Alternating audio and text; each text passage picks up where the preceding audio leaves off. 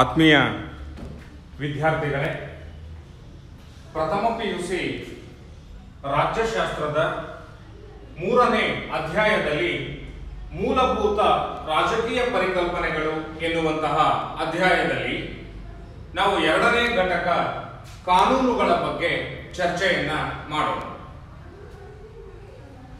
ವಿದ್ಯಾರ್ಥಿಗಳೇ, ಈ ಅಧ್ಯಾಯದಲ್ಲಿ ಅಥವಾ ಈ ಘಟಕದಲ್ಲಿ ಕಾನೂನುಗಳು ಎಂದರೇನು, ಕಾನೂನುಗಳನ್ನು ರೂಪಿಸುವಂತಹ ಅಧಿಕಾರ ಯಾರಿಗೆ ಇದೆ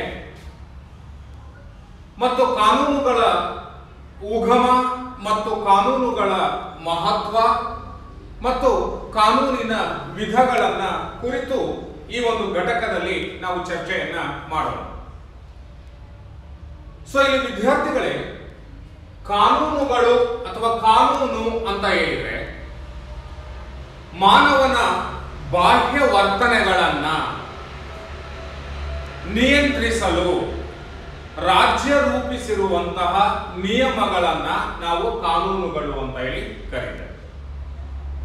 ಇಲ್ಲಿ ಕಾನೂನುಗಳನ್ನ ರೂಪಿಸುವಂತಹ ಅಧಿಕಾರ ಹಾಗೂ ಕಾನೂನುಗಳನ್ನ ಉಲ್ಲಂಘನೆಯನ್ನ ಮಾಡಿದವರಿಗೆ ಶಿಕ್ಷಿಸುವಂತಹ ಅಧಿಕಾರ, ಪರಮಾಧಿಕಾರವನ್ನ ಹೊಂದಿರುವಂತಹ ರಾಜ್ಯಕ್ಕೆ ಇದೆ ಎನ್ನುವಂತಹ ಅಂಶವನ್ನ ನಾವು ಇಲ್ಲಿ ಗಮನಿಸಬೇಕಾಗ್ತದೆ. ವಿದ್ಯಾರ್ಥಿಗಳೇ, ಮಾನವ ವ್ಯವಸ್ಥಿತವಾದಂತಹ ಜೀವನವನ್ನ ನಡೆಸಬೇಕು ಹಾಗೂ ಸುಖಕರವಾದಂತಹ ಜೀವನವನ್ನ ನಡೆಸಬೇಕು ಎನ್ನುವಂತಹ ಉದ್ದೇಶದಿಂದ ಈ ರಾಜ್ಯ ಎನ್ನುವಂತಹ ಒಂದು ಸಂಸ್ಥೆಯನ್ನ ನಿರ್ಮಾಣವನ್ನ ಮಾಡಿಕೊಂಡಿದ್ದಾನೆ ಅಂತ ನಾವು ನೋಡ್ತೇವೆ. ಇಲ್ಲಿ ರಾಜ್ಯದ ಒಳಗಡೆ ವಾಸ ಮಾಡತಕ್ಕಂತಹ ಮಾನವನ ಸ್ವಾರ್ಥದಿಂದಾಗಿ ಆ ರಾಜ್ಯದ ಒಳಗಡೆ ಸಂಘರ್ಷಗಳು ಉಂಟಾಗುವಂತಹ ಸಾಧ್ಯತೆ ಇರ್ತದೆ.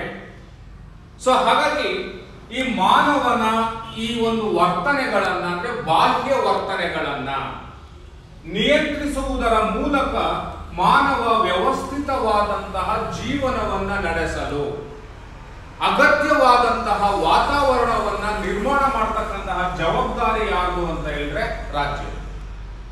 ಹಾಗಾಗಿ ರಾಜ್ಯ ಎನ್ನುವಂತಹ ಸಂಸ್ಥೆ ತಾನು ಹೊಂದಿರುವಂತಹ ಪರಮಾಧಿಕಾರದ ಮೂಲಕ ಆ ರಾಜ್ಯ ಒಂದು ಶ್ರೇಷ್ಠ ಸಂಸ್ಥೆಯಾಗಿದ್ದು ಈ ರಾಜ್ಯದ ಒಳಗಡೆ ವಾಸ ಮಾಡತಕ್ಕಂತಹ ಮಾನವನ ಬಾಹ್ಯ ವರ್ತನೆಗಳನ್ನ ನಿಯಂತ್ರಿಸಲು ಹಲವಾರು ನಿಯಮಗಳನ್ನು ರೂಪಿಸುತ್ತದೆ.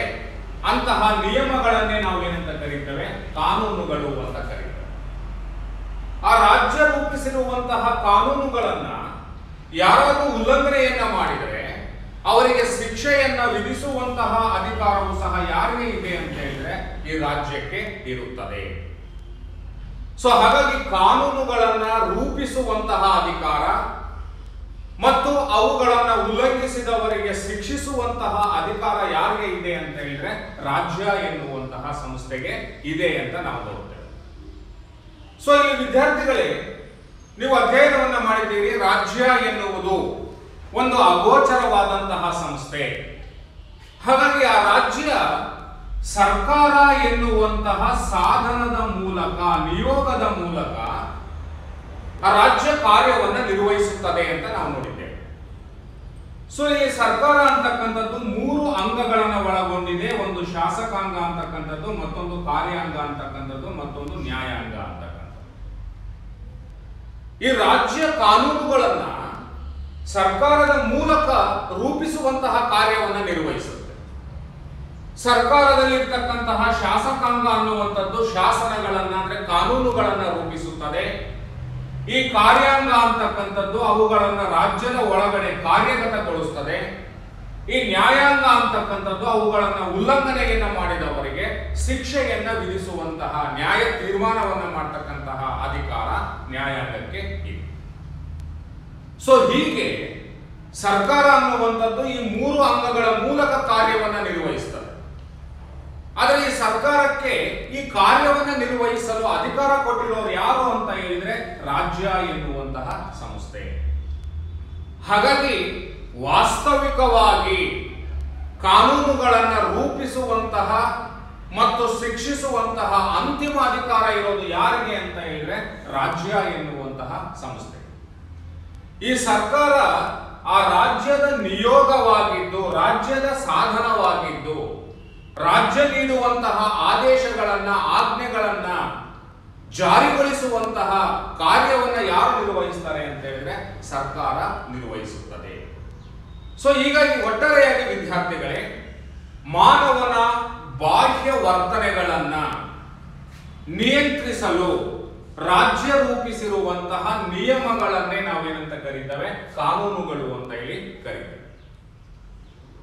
ರಾಜ್ಯ ಅಸ್ತಿತ್ವಕ್ಕಿಂತ ಮುಂಚೆ ಪುರಾತನವಾದಂತಹ ಸಮಾಜದಲ್ಲಿ ಮಾನವನನ್ನ ನಿಯಂತ್ರಣವನ್ನ ಮಾಡಲಿಕ್ಕೆ ರೂಢಿ ಸಂಪ್ರದಾಯಗಳನ್ನ ಅನುಸರಿಸಲಾಗುತ್ತಿತ್ತು. ಆದರೆ ಅವುಗಳನ್ನು ಉಲ್ಲಂಘನೆಯನ್ನ ಮಾಡಿದವರಿಗೆ ಶಿಕ್ಷಿಸುವಂತಹ ಅಧಿಕಾರ ಅಂತಕ್ಕಂಥದ್ದು ಸಮಾಜಕ್ಕೆ ಇರಲಿಲ್ಲ. ಸೊ ಹಾಗಾಗಿ ಆ ಪುರಾತನ ಸಮಾಜದಲ್ಲಿ ರೂಢಿ ಮತ್ತು ಸಂಪ್ರದಾಯಗಳನ್ನ ಪ್ರಜೆಗಳು ಅಥವಾ ಜನರು ಅಥವಾ ಮಾನವರು ಸುಲಭವಾಗಿ ಉಲ್ಲಂಘನೆಯನ್ನು ಮಾಡ್ತಾ ಇದ್ರು. ಹಾಗಾಗಿ ಸಮಾಜದಲ್ಲಿ ಅಸಂತೋಷಮಯವಾದಂತಹ ವಾತಾವರಣ ಅಂತಕ್ಕಂಥದ್ದು ಉಂಟಾಗ್ತಾ ಇತ್ತು. ಸೊ ಆ ಕಾರಣದಿಂದಾಗಿಯೇ ಮಾನವ ಏನ್ ಮಾಡ್ದ, ರಾಜ್ಯ ಎನ್ನುವಂತಹ ವ್ಯವಸ್ಥಿತವಾದಂತಹ ಸಂಸ್ಥೆಯನ್ನು ನಿರ್ಮಾಣ ಮಾಡಿಕೊಂಡು ಆ ರಾಜ್ಯಕ್ಕೆ ಪರಮಾಧಿಕಾರವನ್ನು ನೀಡಿದ್ದಾನೆ. ಹಾಗಾಗಿ ರಾಜ್ಯ ಕಾನೂನುಗಳನ್ನ ಮಾಡ್ತದೆ. ಆ ಕಾನೂನುಗಳನ್ನ ಉಲ್ಲಂಘನೆಯನ್ನ ಮಾಡಿದವರಿಗೆ ಶಿಕ್ಷೆ ವಿಧಿಸುವಂತಹ ಅಧಿಕಾರವೂ ಸಹ ರಾಜ್ಯಕ್ಕೆ ಇದೆ. ಹಾಗಾಗಿ ನಾವು ಕಾನೂನುಗಳು ಅಂತ ಹೇಳಿದ್ರೆ ಮಾನವನ ಬಾಹ್ಯ ವರ್ತನೆಗಳನ್ನ ನಿಯಂತ್ರಿಸಲು ರಾಜ್ಯ ಎನ್ನುವ ಸಂಸ್ಥೆ ರೂಪಿಸುವ ನಿಯಮಗಳನ್ನೇ ನಾವೇನಂತ ಕರೀತೇವೆ, ಕಾನೂನುಗಳು ಅಂತ ಹೇಳಿ ಕರೀತೇವೆ. ಸೊ ಕಾನೂನುಗಳು ಎನ್ನುವ ಪದವನ್ನ ಇಂಗ್ಲಿಷ್ ಭಾಷೆಯಲ್ಲಿ ನಾವು ಲಾ ಅಂತ ಹೇಳಿ ಕರೀತೇವೆ.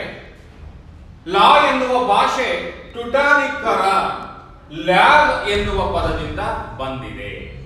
ಲ್ಯಾಗ್ ಅಂತ ಹೇಳಿದ್ರೆ ಏಕರೂಪ ಅಥವಾ ಒಂದೇ ರೂಪ ಎನ್ನುವಂತಹ ಅರ್ಥ ಬರ್ತದೆ. ಅಂದ್ರೆ ರಾಜ್ಯ ರೂಪಿಸಿರುವ ಮಾನವನ ಬಾಹ್ಯ ವರ್ತನೆಗಳನ್ನ ನಿಯಂತ್ರಿಸುವಂತಹ ನಿಯಮಗಳು ರಾಜ್ಯದಲ್ಲಿ ಇರ್ತಕ್ಕಂತಹ ಎಲ್ಲ ಪ್ರಜೆಗಳಿಗೂ ಸಹ ಸಮಾನವಾಗಿ ಅನ್ವಯವಾಗುತ್ತದೆ ಎನ್ನುವಂತಹ ಅರ್ಥವನ್ನ ನಾವು ಈ ಲಾಗ್ ಅನ್ನುವಂತಹ ಪದದಲ್ಲಿ ಕಾಣುತ್ತೇವೆ ಅಂತಕ್ಕಂಥದ್ದು. ಸೊ ಒಟ್ಟಾರೆಯಾಗಿ ವಿದ್ಯಾರ್ಥಿಗಳೇ, ಮಾನವನ ಬಾಹ್ಯ ವರ್ತನೆಗಳನ್ನ ನಿಯಂತ್ರಿಸಲು ರಾಜ್ಯ ರೂಪಿಸಿರುವಂತಹ ನಿಯಮಗಳನ್ನ ನಾವು ಕಾನೂನುಗಳು ಅಂತ ಹೇಳಿ ಕರೀತೇವೆ. ಸೊ ಈ ಕಾನೂನುಗಳ ಬಗ್ಗೆ ರಾಜ್ಯಶಾಸ್ತ್ರಜ್ಞರು ವ್ಯಕ್ತಪಡಿಸಿರ್ತಕ್ಕಂತಹ ವ್ಯಾಖ್ಯಾನಗಳನ್ನು ನಾವು ಗಮನಿಸುವುದಾದರೆ, ಮೊದಲನೇ ವ್ಯಾಖ್ಯಾನ ಜಾನ್ ಆಸ್ಟಿನ್ ಅವರ ಪ್ರಕಾರ ನಿರ್ದಿಷ್ಟ ಶ್ರೇಷ್ಠ ವ್ಯಕ್ತಿಯು ಕನಿಷ್ಠ ವ್ಯಕ್ತಿಗೆ ನೀಡುವ ಆಜ್ಞೆಗಳೇ ಕಾನೂನುಗಳು ಎನ್ನುವಂತಹ ಅಭಿಪ್ರಾಯವನ್ನ ವ್ಯಕ್ತಪಡಿಸಿದ್ದಾರೆ ಅಂತ. ಅಂದ್ರೆ ಕಾನೂನುಗಳು ಶ್ರೇಷ್ಠವಾದಂತಹ ವ್ಯಕ್ತಿ ಅಥವಾ ಸಂಸ್ಥೆಯಿಂದ ರೂಪುಗೊಂಡಿದ್ದು ಕನಿಷ್ಠ ವ್ಯಕ್ತಿಗೆ ನೀಡುವಂತಹ ಆಜ್ಞೆಗಳನ್ನ ಅಥವಾ ಆದೇಶಗಳನ್ನೇ ಜಾನ್ ಆಸ್ಟಿನ್ ಅವರು ಕಾನೂನುಗಳು ಅಂತ ಕರೀತಾರೆ. ಸೊ ನಾವು ಇಲ್ಲಿ ನೋಡುವುದಾದರೆ ಶ್ರೇಷ್ಠ ವ್ಯಕ್ತಿ ಅಥವಾ ಶ್ರೇಷ್ಠ ಸಂಸ್ಥೆ ಯಾವುದು ಅಂತ ಹೇಳಿದ್ರೆ ರಾಜ್ಯ. ರಾಜ್ಯ ನೀಡುವಂತಹ ಆಜ್ಞೆಗಳು ಏನಿದೆ, ಕನಿಷ್ಠ ವ್ಯಕ್ತಿ ಅಂತ ಹೇಳಿದ್ರೆ ರಾಜ್ಯದ ಒಳಗಡೆ ಬರ್ತಕ್ಕಂತಹ ವ್ಯಕ್ತಿಗಳೇ ಆಗ್ಬಹುದು, ಸಂಘ ಸಂಸ್ಥೆಗಳೇ ಆಗ್ಬಹುದು. ಆ ಶ್ರೇಷ್ಠ ವ್ಯಕ್ತಿಯು ಕನಿಷ್ಠ ವ್ಯಕ್ತಿಗೆ ನೀಡುವಂತಹ ಆಜ್ಞೆಗಳನ್ನ ಜಾನ್ ಆಸ್ಟಿನ್ ಅವರು ಕಾನೂನುಗಳು ಅಂತ ಹೇಳಿ ವ್ಯಾಖ್ಯಾನವನ್ನ ಮಾಡಿದ್ದಾರೆ. ಸೊ ಅದೇ ರೀತಿಯಾಗಿ ಪ್ರೊಫೆಸರ್ ಆಲೆಂಡ್ ಎಂತಕ್ಕಂತಹ ರಾಜ್ಯಶಾಸ್ತ್ರಜ್ಞ ಒಂದು ರಾಜಕೀಯ ಸಾರ್ವಭೌಮ ಅಧಿಕಾರ ಸ್ಥಾನದಿಂದ ಜಾರಿಗೆ ಬರುವ ಮಾನವನ ಬಾಹ್ಯ ಚಟುವಟಿಕೆಗಳಿಗೆ ಸಂಬಂಧಿಸಿದ ಸಾಮಾನ್ಯ ನಿಯಮಗಳೇ ಕಾನೂನುಗಳು ಎನ್ನುವಂತಹ ಅಭಿಪ್ರಾಯವನ್ನ ವ್ಯಕ್ತಪಡಿಸಿದ್ದಾರೆ. ಅಂದ್ರೆ ಇಲ್ಲಿ ನಾವು ಪ್ರೊಫೆಸರ್ ಆಲೆಂಡ್ ಅವರ ವ್ಯಾಖ್ಯಾನವನ್ನು ನಾವು ಗಮನಿಸುವುದಾದರೆ, ಒಂದು ರಾಜಕೀಯ ಸಾರ್ವಭೌಮ ಅಧಿಕಾರವನ್ನ ಪಡೆದಿರುವಂತಹ ಒಂದು ಸಂಸ್ಥೆಯಿಂದ ಜಾರಿಗೆ ಬರುವಂತಹ ಮಾನವನ ಬಾಹ್ಯ ವರ್ತನೆಗಳನ್ನ ನಿರ್ವಹಿಸುವ ಸಾಮಾನ್ಯ ನಿಯಮಗಳೇ ಕಾನೂನುಗಳು ಅಂತ ಹೇಳಿ ಕರೀತಾರೆ. ಅಂದ್ರೆ ಇಲ್ಲಿ ಒಂದು ರಾಜಕೀಯ ಸಾರ್ವಭೌಮ ಅಧಿಕಾರ ಸ್ಥಾನ ಅಂತ ಹೇಳಿದ್ರೆ ಯಾರು ಅಂತ ಹೇಳಿದ್ರೆ ರಾಜ್ಯ. ರಾಜಕೀಯ ಸಾರ್ವಭೌಮ ಅಧಿಕಾರ ಅಂತ ಹೇಳಿದ್ರೆ ಪರಮಾಧಿಕಾರ. ಆ ಪರಮಾಧಿಕಾರವನ್ನ ಹೊಂದಿರುವಂತಹ ಸಂಸ್ಥೆ ರಾಜ್ಯ. ಈ ರಾಜ್ಯದಿಂದ ಬರುವಂತಹ ಮಾನವನ ವರ್ತನೆಗಳಿಗೆ ನಿಯಂತ್ರಿಸುವಂತಹ ನಿಯಮಗಳನ್ನೇ ಅವರು ಏನಂತ ಕರೆದಿದ್ದಾರೆ, ಕಾನೂನುಗಳು ಅಂತ ಹೇಳಿ ಕರೆದಿದ್ದಾರೆ. ಸೊ ಇದು ಪ್ರೊಫೆಸರ್ ಆಲೆಂಡ್ ಅವರ ವ್ಯಾಖ್ಯಾನ ಅಂತಕ್ಕಂಥದ್ದು.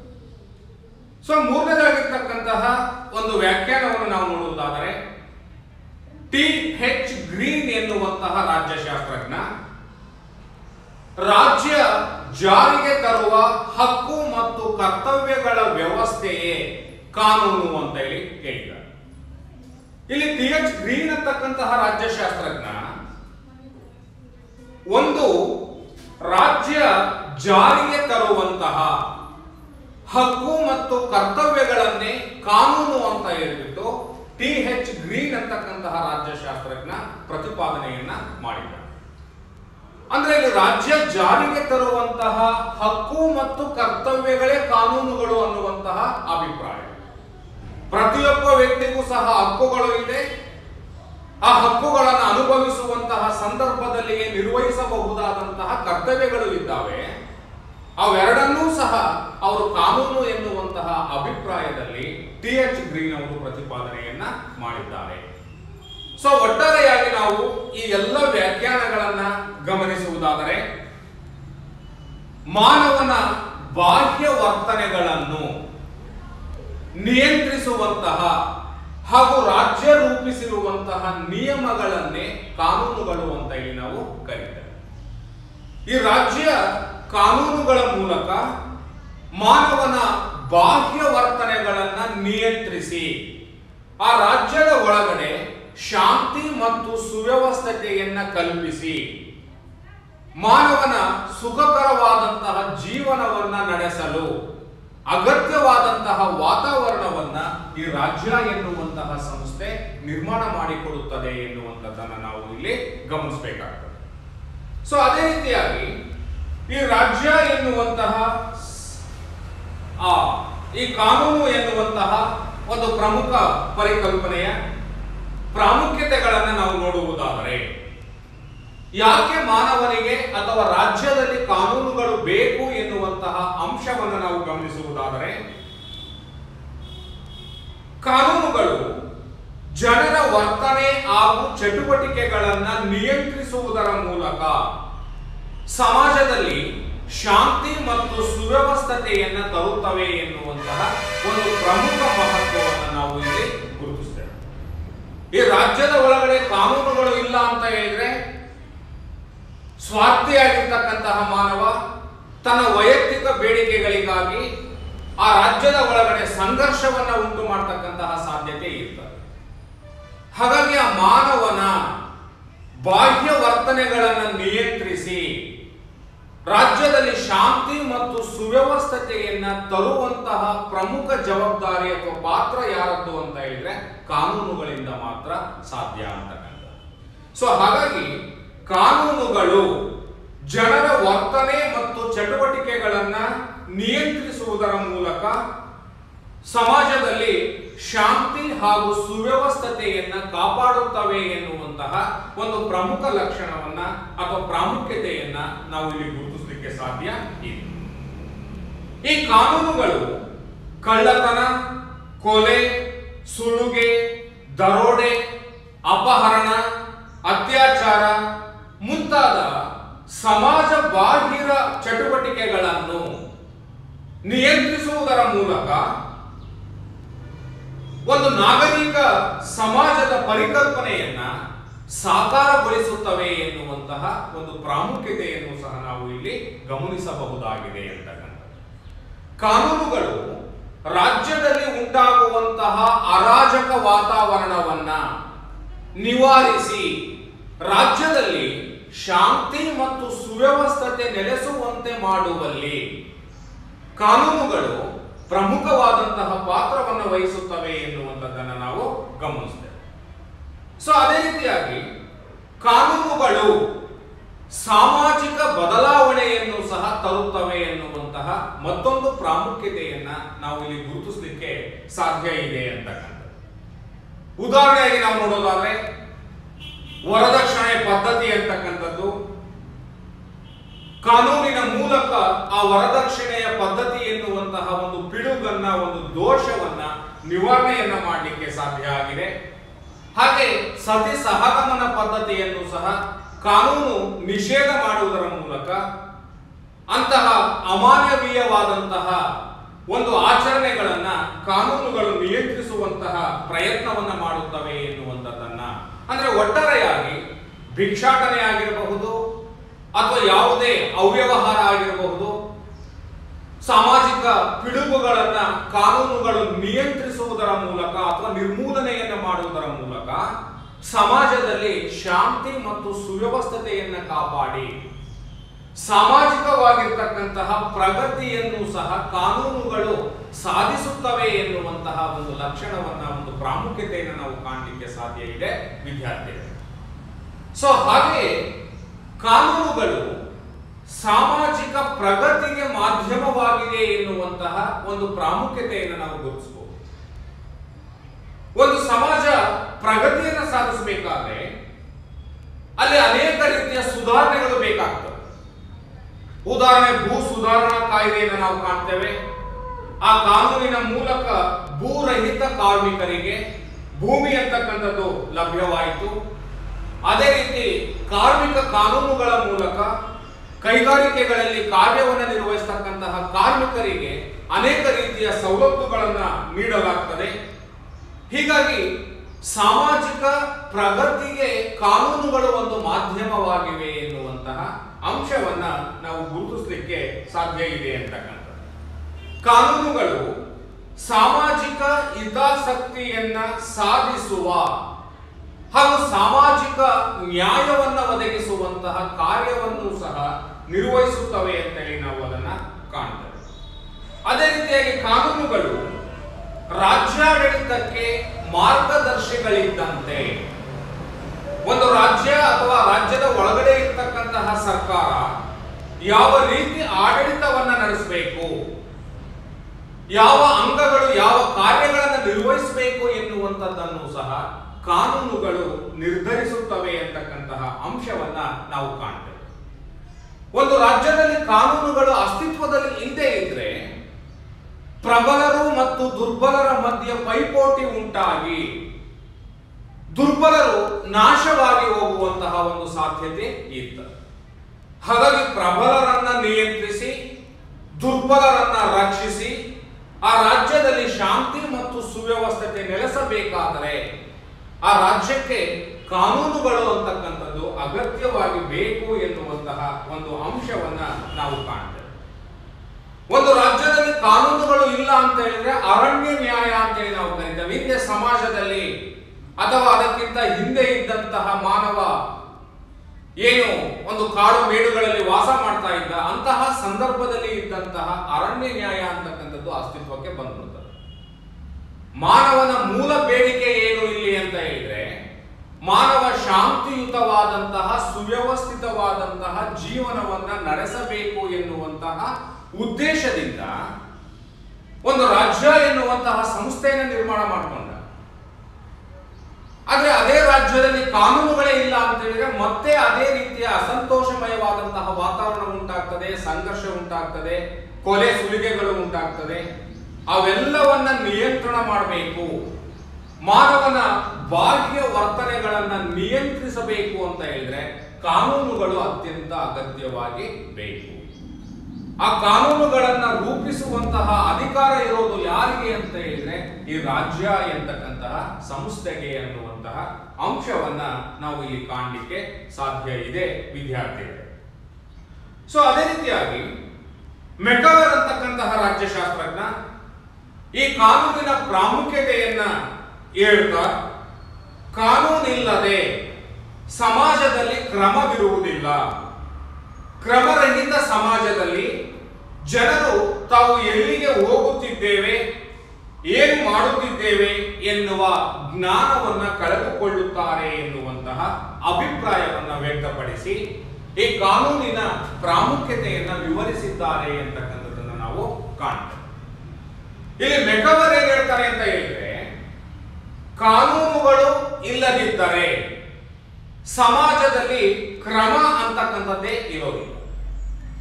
ಕ್ರಮರಹಿತ ಸಮಾಜದಲ್ಲಿ ಜನರು ನಾವು ಎಲ್ಲಿಗೆ ಹೋಗುತ್ತಿದ್ದೇವೆ, ಏನು ಮಾಡುತ್ತಿದ್ದೇವೆ, ನಮ್ಮ ಭವಿಷ್ಯ ಏನು ಅಂತಕ್ಕಂತಹ ಪರಿಜ್ಞಾನವನ್ನು ಕಳೆದುಕೊಳ್ಳುತ್ತಾರೆ.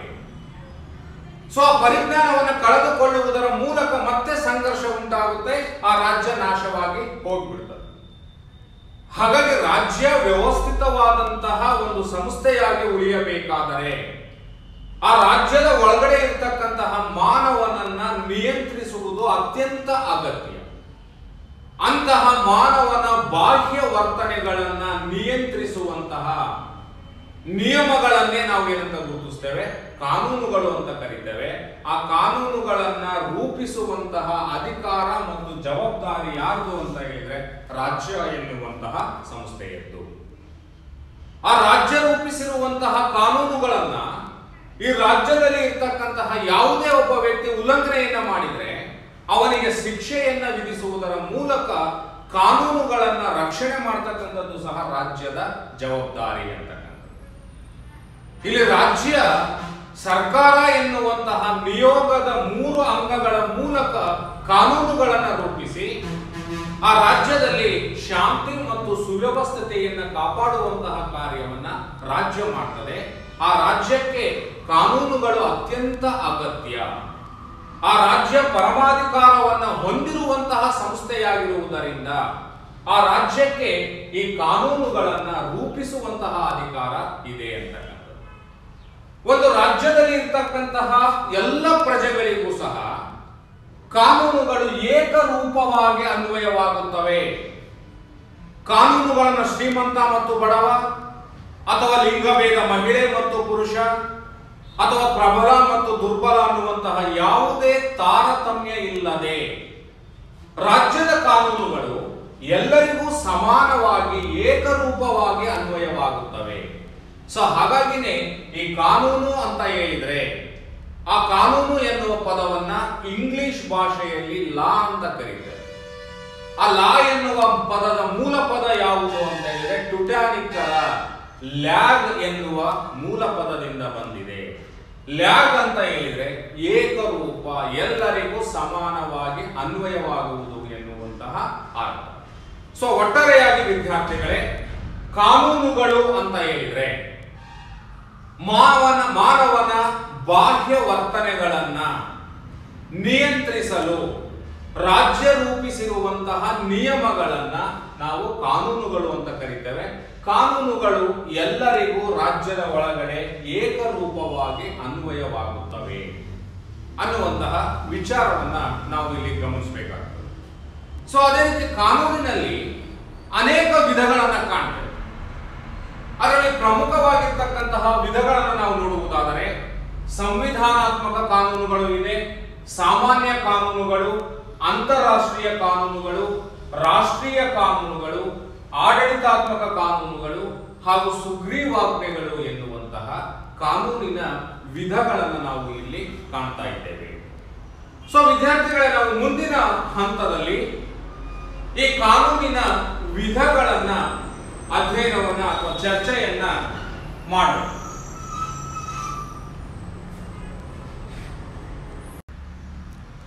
ವಿದ್ಯಾರ್ಥಿಗಳೇ, ನಾವು ಕಾನೂನಿನ ವಿಧಗಳನ್ನ ಗಮನಿಸುವುದಾದರೆ ಕಾನೂನಿನಲ್ಲಿ ರಾಷ್ಟ್ರೀಯ ಕಾನೂನು ಮತ್ತು ಅಂತಾರಾಷ್ಟ್ರೀಯ ಕಾನೂನು ಅಂತ ವರ್ಗೀಕರಣವನ್ನ ಮಾಡಿಕೊಳ್ತೇವೆ.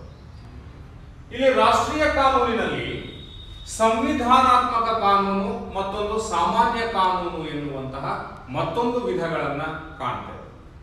ಸೊ ಇಲ್ಲಿ ಸಾಮಾನ್ಯ ಕಾನೂನಿನಲ್ಲಿ ಸಾರ್ವಜನಿಕ ಕಾನೂನು ಮತ್ತು ಖಾಸಗಿ ಕಾನೂನು ಅನ್ನುವಂತಹ ಮತ್ತೊಂದು ವಿಧವನ್ನ ವರ್ಗೀಕರಣವನ್ನ ಮಾಡಿಕೊಳ್ತೇವೆ. ಸೊ ನಂತರ ಆಡಳಿತಾತ್ಮಕ ಕಾನೂನುಗಳು ಹಾಗೂ ಸುಗ್ರೀವಾಜ್ಞೆಗಳು ಎನ್ನುವಂತಹ ಕಾನೂನಿನ ವಿಧಗಳನ್ನ ನಾವು ಕಾಣಲಿಕ್ಕೆ ಸಾಧ್ಯ ಇದೆ ಎನ್ನುವಂಥದ್ದನ್ನ ನೋಡ್ತೇವೆ.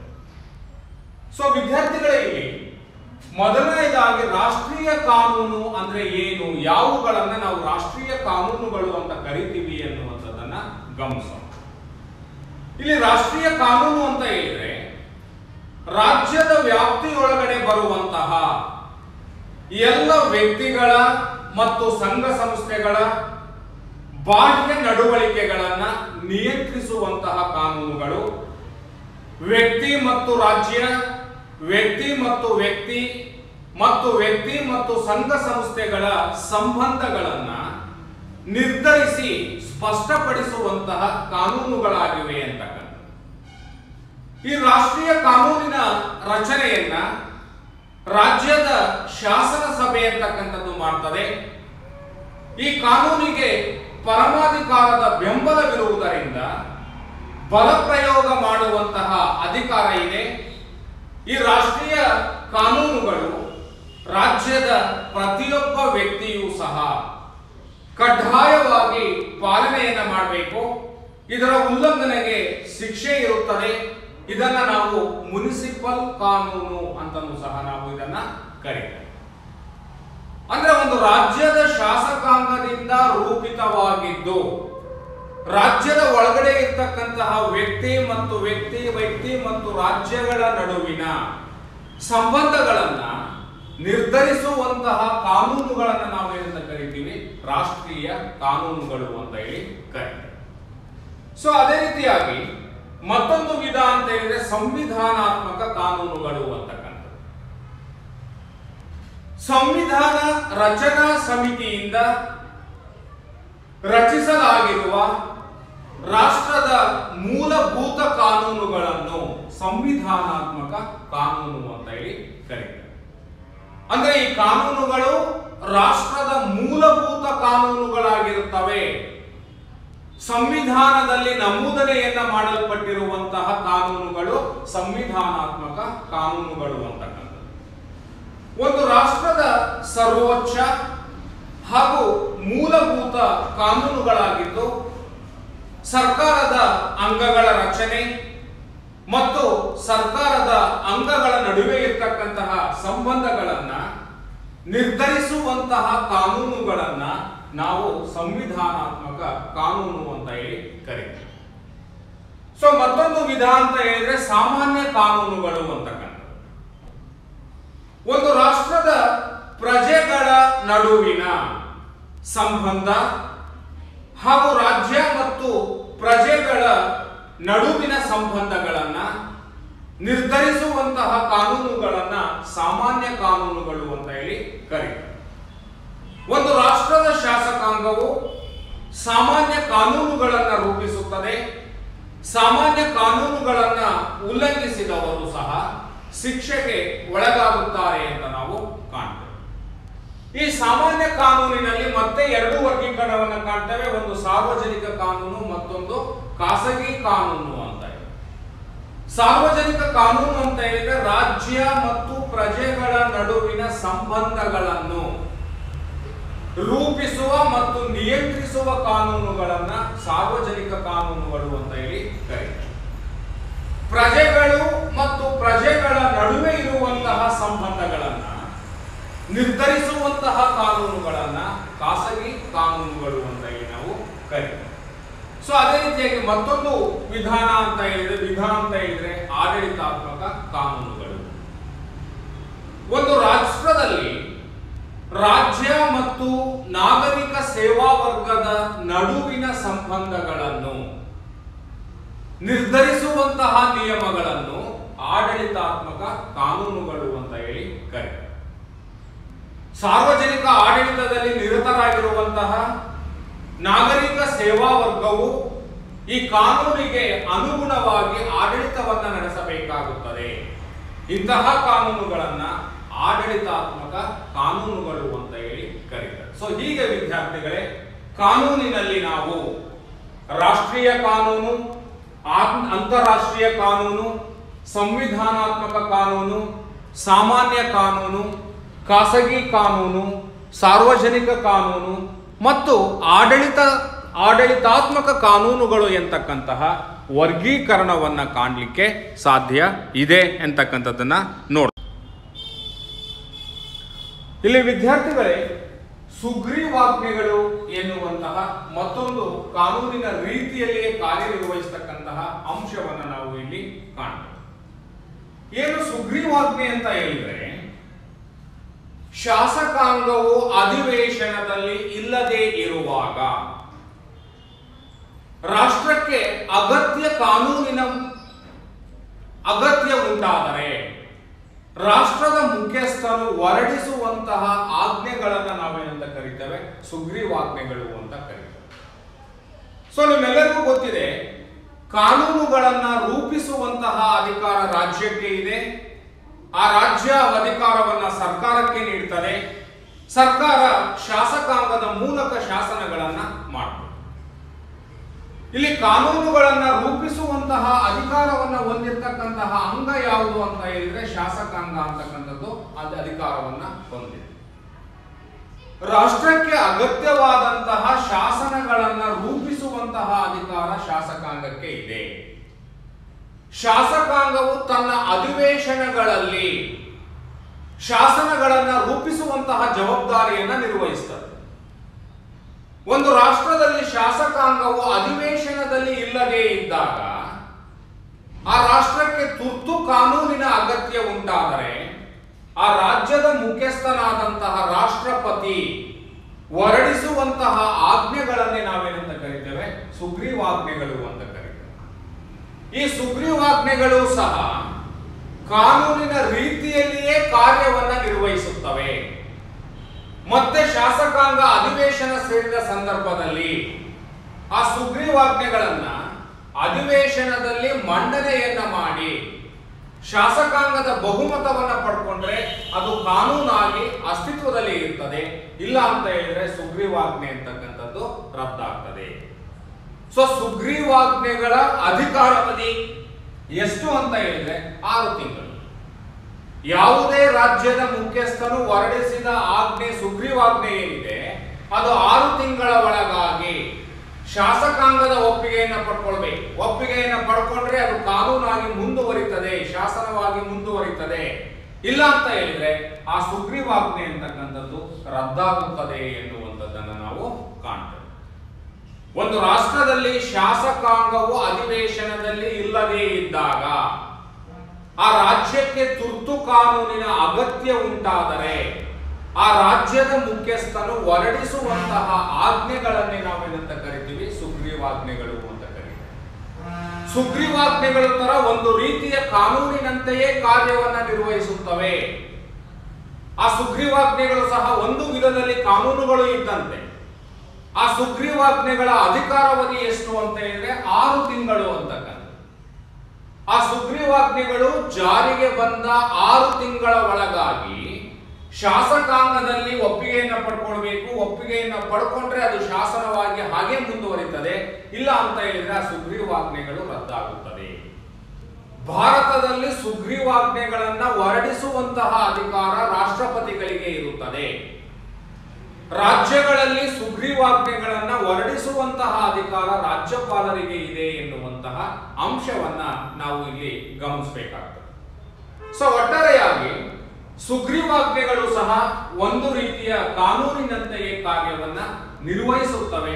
ಹಾಗಾಗಿ ಇದನ್ನು ಸಹ ನಾವು ಕಾನೂನಿನ ಒಂದು ವಿಧ ಅಂತ ಹೇಳಿ ನಾವು ಇದನ್ನ ಗಮನಿಸ್ತೇವೆ ಅಂತಕ್ಕಂಥದ್ದು. ಸೊ ಒಟ್ಟಾರೆಯಾಗಿ ವಿದ್ಯಾರ್ಥಿಗಳೇ, ಕಾನೂನಿನ ವಿಧಗಳನ್ನು ನಾವು ಗಮನಿಸುವುದಾದರೆ ಸಂವಿಧಾನಾತ್ಮಕ ಕಾನೂನುಗಳು ಇದ್ದಾವೆ, ಸಾಮಾನ್ಯ ಕಾನೂನು, ಸಾರ್ವಜನಿಕ ಕಾನೂನು, ಖಾಸಗಿ ಕಾನೂನು, ರಾಷ್ಟ್ರೀಯ ಕಾನೂನು ಮತ್ತು ಆಡಳಿತಾತ್ಮಕ ಕಾನೂನುಗಳು, ಹಾಗೆಯೇ ಸುಗ್ರೀವಾಜ್ಞೆಗಳು ಸಹ ಕಾನೂನಿನ ವಿಧಗಳು ಎನ್ನುವಂತಹ ಅಂಶವನ್ನ ನಾವು ಇಲ್ಲಿ ಗಮನಿಸ್ತೇವೆ.